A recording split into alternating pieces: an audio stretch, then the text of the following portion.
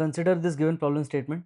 So here set S is given, X belongs to the set of real numbers, and here the constraint is given that X can be greater than or equal to 0, and it has to satisfy this particular equation, that is 2 times 2 times the absolute value of this expression, that is square root of x minus 3 plus square root of x times square root of x minus 6 plus 6 equal to 0. So in that case we need to compute the number of elements present in set S. Now proceeding towards the solution, so first of all we will make an assumption that this value, that is square root of x minus 3 as y. So this further implies that square root of x can be written as y plus 3. Now with this assumption I will move ahead and solve this particular equation.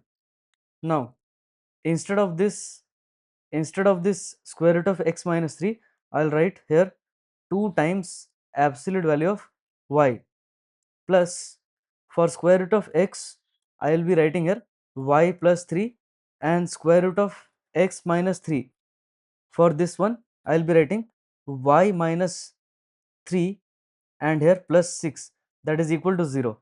Now on resolving this we can write absolute value of y square, right, and then plus 2 times absolute value of y, then minus 3 is equal to 0.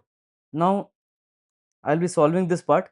So from this we can say absolute value of y plus 3 times absolute value of y and here minus 1, that is equal to 0. Now from this we can clearly say that y will be equal to, y will belong to these numbers, that is -1 and +1, but this absolute value of y that is equal to -3, that is never possible, right? So from this we can further like I'll just mention the reason over here, that because here I'll just mention the reason, because here absolute value of y, this cannot be equal to -3, right?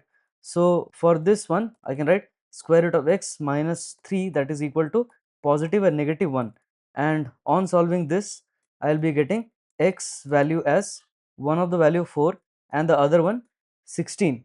So finally the number of elements present in set S, so therefore the number of elements present in set S will be equal to 2, and hence 2 is the answer for this problem statement.